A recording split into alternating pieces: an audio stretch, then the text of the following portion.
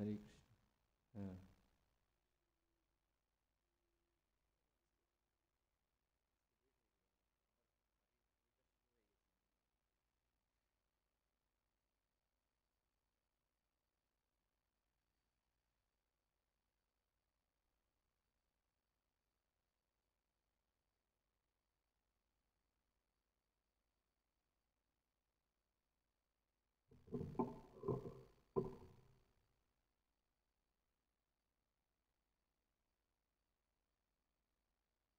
जय राधा माधव कुंज बिहारी,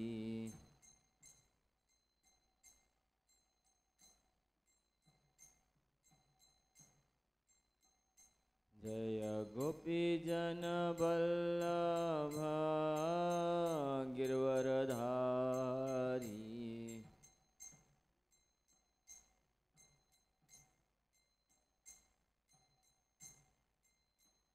यशोदानंदन ब्रज जन रंजन,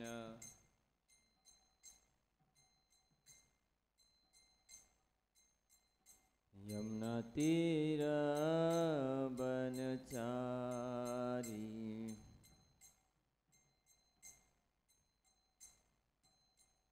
जय राधा माधव कुंज बिहारी,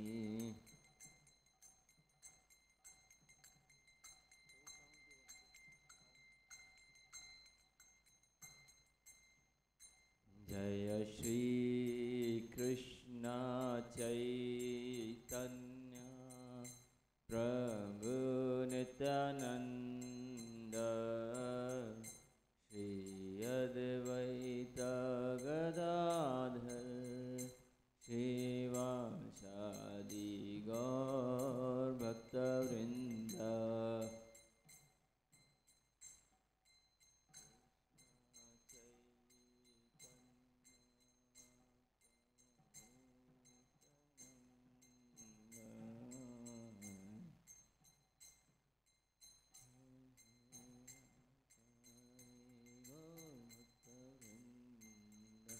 हरे कृष्णा कृष्ण कृष्णा हरे हरे, हरे राम राम राम हरे हरे।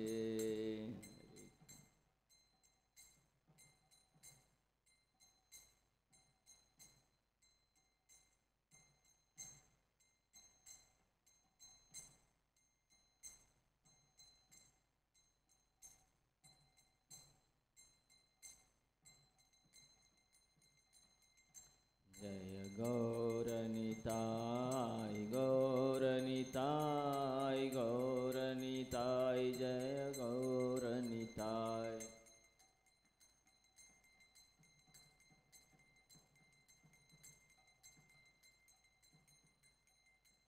जय जय प्रभुपाद प्रभुपाद, गुरुदेव गुरुदेव,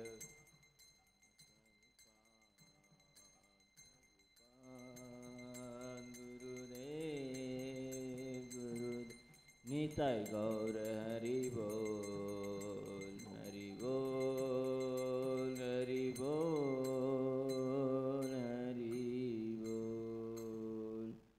ओम ज्ञानं तिमिरन्धस्य ज्ञानाञ्जनशलाकया चक्षुरुन्मीलितं येन तस्मै श्रीगुरुवे नमः।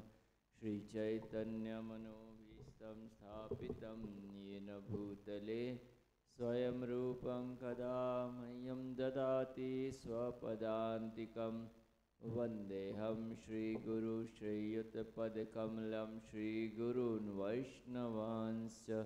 श्रीरूपं साग्रजातं सहगण रघुनाथवितं तं सजीवं सावधूतं सावधूतं परिजनसहितं कृष्णचैतन्यदेवं श्रीराधाकृष्णपादान् सहगण ललिता श्रीविशाखावितांश्च। नमो विष्णुपादाय कृष्णपृष्ठाय भूतले श्रीमते भक्तिवेदान्तस्वामीति नामिने नमस्ते सरस्वतीदेवे गौरवाणी प्रचारिणे निर्विशेषशून्यवादी पाश्चात्यदेशतारिणे हे कृष्ण करुणा सिंधु दीनबंधु जगत्पते गोपीस गोपिका कांत राधा कांत नमस्तुते तप्त कांचन गौरांगी राधे वृंदावनेश्वरी वृषभानुसुते देवी प्रणमामि हरिप्रिये वृंदाय तुलसीदेव्याय प्रियाय केशविश्व विष्णुभक्तिप्रददेवी सत्यवती नमो नमः वाञ्छाकल्पतरुभयस्य कृपा सिन्धुभयेव च पतितनां पावनेभ्यो वैष्णवेभ्यो नमो नमः। जय श्री कृष्ण चैतन्य प्रभु नित्यानंद श्री अद्वैत गदाधर श्रीवासादि गौरभक्तवृंद हरे कृष्ण कृष्ण कृष्ण हरे हरे हरे राम राम राम हरे हरे। ओम नमो भगवते वासुदेवाय। ओम नमो भगवते वासुदेवाय। ओम नमो भगवते वासुदेवाय। नारायणं नमस्कृत्यं नरं चैव नरोत्तमं देवीं सरस्वतीं व्यासं ततो जयम् उदीरयेत्। नष्टप्रायेषु भद्रेषु नित्यं भागवत सेवया भगवती उत्तम श्लोके भक्तिर्भवति नैष्ठिकी।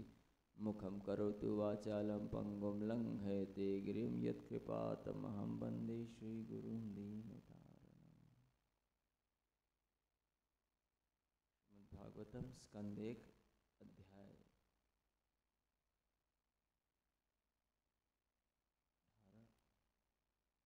19 श्लोक नंबर 11।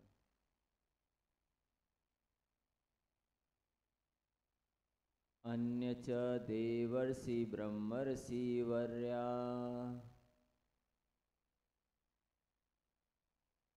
राजर्षि वर्या अरुणादयश्च नानार्यस्य प्रवरान् समेतान् अभर्च्य राजा शिरसा ववन्दे। अन्य च देवर्षि ब्रह्मर्षि वर्या राजर्षि वर्या अरुणादयश्च नानार्षय प्रवरान् समेतान् अभ्यर्च्य राजा शिरसा ववन्दे। अन्य च देवर्षि ब्रह्मर्षि वर्या राजर्षि वर्या अरुणादयश्च नानार्षय प्रवरान् समेतान् अभ्यर्च्य राजा शिरसा ववन्दे।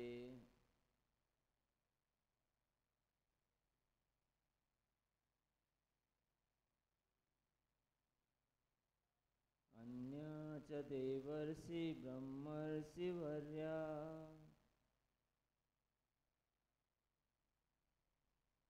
राजर्षि वर्या अरुणादयश्च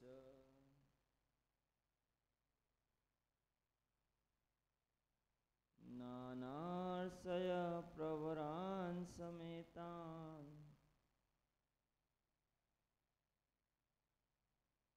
अभर्च्य राजा शिरसा ववन्दे।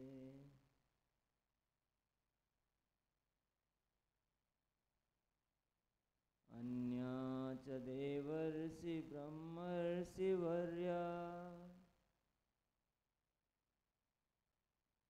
राजर्षि वर्या अरुणादयश्च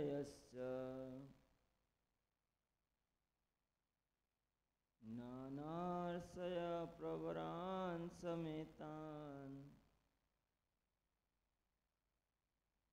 अभ्यर्च्य राजा शिरसा ववन्दे। तात्पर्य अरण्यवास श्री प्रभुपाद जी के द्वारा श्री प्रभुपाद की। इनके अतिरिक्त वहाँ अन्य अनेक देवर्षि, राजा तथा विभिन्न मुनियों के वंशज विशिष्ट राजा आए थे, जिन्हें अरुणादय कहा जाता है। जब वे सब सम्राट परीक्षित से मिलने के लिए एकत्र हुए तो राजा ने सबको शीश नमाकर प्रणाम करते हुए समुचित ढंग से उनका स्वागत किया। तात्पर्य: गुरुजनों को आदर करने के लिए सिर को भूमि तक झुकाने की प्रथा अत्यंत उत्तम शिष्टाचार है, जिससे अतिथि अपने को अत्यधिक सम्मानित समझते हैं। यहाँ तक कि उच्च कोटि के अपराधी के ऐसे करने पर उसे क्षमा कर दिया जाता है। और महाराज परीक्षित तो समस्त ऋषियों तथा राजाओं द्वारा अत्यधिक सम्मानित थे। उन्होंने इन समस्त महापुरुषों का विनीत भाव से स्वागत किया, जिससे वे अपने अपराधों के लिए क्षमा किए जा सकें। सामान्यतः जीवन की अंतिम अवस्था में यह विनीत विधि प्रत्येक संवेदनशील व्यक्ति द्वारा अपनाई जाती है, जिससे प्रयाण के पूर्व उसे क्षमा किया जा सके। इस प्रकार से महाराज परीक्षित ने भगवत धाम वापस जाने के लिए सबों की शुभ कामनाएं प्राप्त की। कल हम लोगों ने देखा कि अलग अलग ऋषि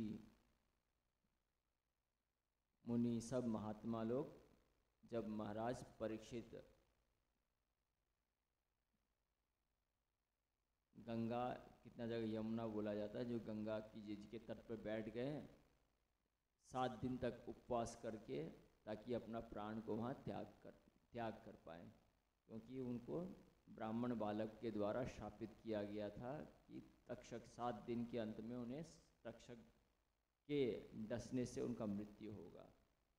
तो अभी इसके अलावा भी सारे जितने ऋषि आ गए थे, अब यहाँ पे बता रहे हैं यहाँ पे सुध गोस्वामी जी की देवर्षि से नारद मुनि हैं, और भी जो देवों के ऋषि हैं, ये राजा तथा विभिन्न मुनियों के वंशज विशिष्ट राजा आए, जिन्हें अरुणादय कहा जाता है। मतलब बड़े बड़े राजा हैं और राजा के वंशज जिनको अरुणादय कहा जाता है, वो भी वहाँ पे पहुँच गए।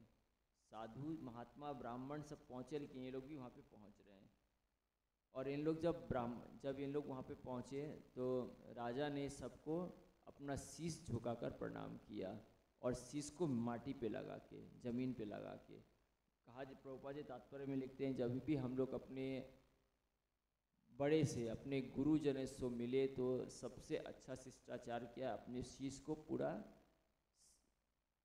मिट्टी पे रख के उनको प्रणाम किया जाए। ये शिष्टाचार है। लेकिन आज के समय तो शिष्टाचार नहीं है, लोग ऊपर से ही प्रणाम कर लेते हैं या सिर्फ बोल देते हैं प्रणाम है। लेकिन पहले भी लोग पूरा पैर छू के प्रणाम करते थे, और उससे पहले भी बताते हैं कि लोग पूरा अपना सर सिर्फ हाथ से ही नहीं, अपने सर को ही उनके चरण पे लगाते थे या पूरे मिट्टी पे स्पर्श करके प्रणाम करते थे। तो एक शिष्टाचार है। तो महाराज परीक्षित के सामने जब बड़े बड़े सारे जो साधु संत महात्मा राजऋषि देवर्षि आए, तो महाराज ने इस प्रकार सबको शिष्टाचार द्वारा प्रणाम किया। और प्रभुपाद जी कहते हैं कि इस प्रकार से महाराज परीक्षित प्रणाम इसलिए भी कर रहे हैं, वैसे तो सबके द्वारा आदरणीय पूजनीय है, क्योंकि वो पूरे विश्व का राजा भी थे, लेकिन अभी अंतिम अवस्था भी है उनका। उनको मालूम है कि उनको अपना प्राण को छोड़ना है 7 दिनों में।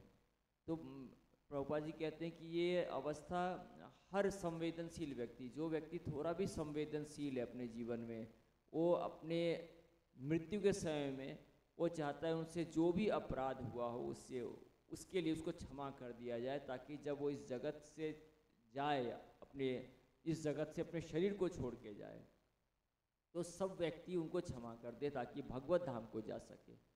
अंतोगत वह हम लोग सबका लक्ष्य होना चाहिए कि हम लोग इस जीवन को त्यागने के बाद अंत में भगवत धाम, भगवान के धाम पहुंच जाए, जहाँ पे आवागमन है ना, आने जाने का चक्कर छूट जाए।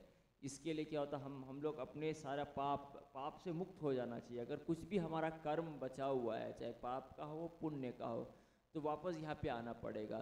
तो महाराज परीक्षित वैसे बहुत पुण्यवान राजा है, सब कुछ उन्होंने धर्म के अनुसार पूरा संसार को चलाया, लेकिन थोड़ा सा उसको प्रभुपाद जी कहते कि इतना बड़ा भी गलती नहीं था। यहाँ तक कि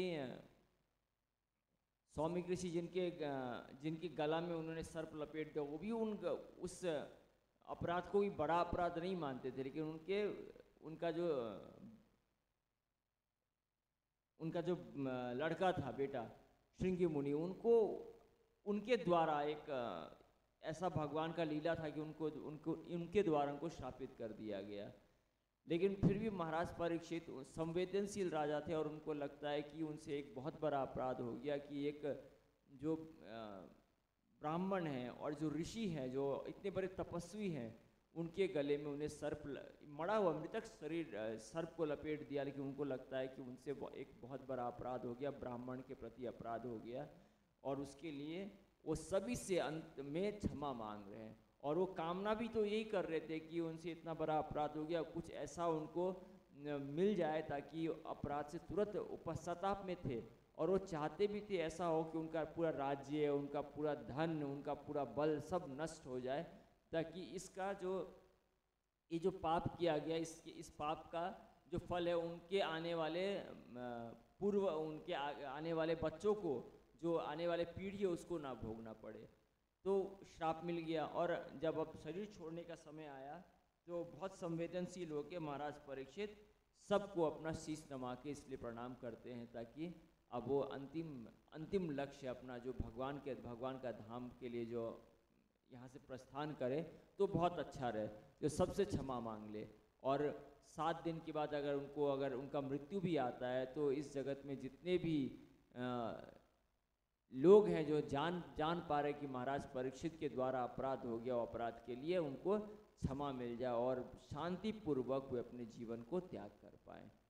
और इस 7 दिन में जो महाराज परीक्षित वहाँ पे रहते हैं गंगा के तट पे, और या यमुना के तट पे भी कहा गया है कि जो भी मतलब उस समुद्र के तट पे, तो यहाँ तक कि प्रभुपाद जी कहते हैं कि समुद्र इतना पवित्र होता है। नदी, हमारे जो नदी है, नदी बहुत पवित्र है हमारे भारत भूमि में, खासकर हम लोग गंगा को, यमुना को, गोदावरी, सरस्वती है ना, नर्मदा, कावेरी, इस नदी को इतना पवित्र कहा गया है कि आज भी हम लोग तीर्थ यात्रा करते हैं, तो तीर्थ में जाते हैं, लोग स्नान करते हैं, गंगा यमुना जी का स्नान करते हैं कि अपने आप को, अभी कुंभ आने वाला तो लोग जाएंगे स्नान करने के लिए ताकि अपने आप को पवित्र कर पाए।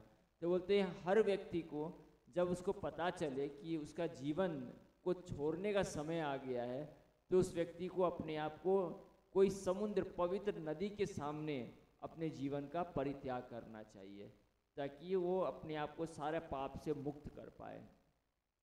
और हर व्यक्ति तो संभव नहीं, हर व्यक्ति जाके नदी के सामने जीवन त्याग करे। इसलिए आज सनातन धर्म में लोग अपने घर में क्या रखते हैं, गंगा जल रखते हैं ना, कि मृत्यु के समय में क्या करें, कोई मेरा मुख में गंगा जल दे दे, तुलसी पत्ता दे दे, ताकि हम मृत्यु के बाद हमको इस संसार में आना ना पड़े। लेकिन आज तो ऐसे भी लोग हैं जो बोलते हैं मृत्यु का टाइम मेरा इच्छा है, हमको ये खिला दो, है ना, और वो अंतिम समय पाप खा के मरते हैं। बहुत ऐसे लोग हैं जो मृत्यु के समय इच्छा रखते हैं कि हमको ये खाने का इच्छा है, ये पीने का इच्छा है, हमको ये पिला दो। और यहाँ तक कि माहौल भी ऐसा बन गया कि लोग चाहते हैं कि नहीं, उसका अंतिम इच्छा पूरा कर दो। लेकिन पहले के समय में अंतिम इच्छा हम लोग, हर किसी का जीवन में क्या होना चाहिए, हम लोग इसे अपने जीवन का एक इच्छा या अंतिम जीवन का गोल बनाते ना, हाँ 2 करोड़ कमाएंगे, 5 करोड़, लेकिन हर व्यक्ति का जीवन में कहा गया कि अंतिम इच्छा एक होना चाहिए, क्या, कि मृत्यु से पहले सारा कार्य अपना समाप्त कर ले और भगवत धाम के लिए तैयार हो जाए। जैसे हर व्यक्ति चाहता है रिटायरमेंट से पहले इस संसार में एक घर बना ले, ताकि जब रिटायरमेंट हो तो उस घर में अच्छा से रहे। उसी प्रकार जब हम लोग इस जीवन से रिटायरमेंट ले, इस संसार से जब छोड़ेंगे, तो भगवान के धाम में जाने का हमारा जगह बन जाए। उसके लिए हम लोग को पाप और पुण्य दोनों से मुक्त होना पड़ेगा। और ये पाप और पुण्य से मुक्त होने के लिए हम लोग को जितने भी हमारे गुरुजन हैं, हम इस संसार में जो भी हमसे पाप बन रहा है, महाराज परीक्षित तो जान रहे थे कि 7 दिन बाद उनका मृत्यु होगा। हम लोग को तो पता भी नहीं कब मृत्यु होगा, तो हम लोग को तो हो सकता है हमारा मृत्यु कल ही हो जाए, अभी हो जाए। तो हम लोग को हमेशा तैयार हो रहना पड़ेगा कि अपने जब भी अपने से कोई बड़े गुरुजन मिले तो उनको शीश नमा के प्रणाम करें, भगवान को हमेशा प्रणाम करते रहे, ताकि हमारे जीवन में जो भी अपराध बन रहा है उस अपराध से हमको क्षमा मिलता रहे, ताकि हमको कभी भी अगर निकलना पड़े यहाँ से तो हम तैयार हो निकलने के लिए। तो ये हम लोग सबका जीवन का अंतिम लक्ष्य यही होना चाहिए। ग्रंथराज श्रीमद् भागवतम की जय, समस्त भक्त वृंद की जय।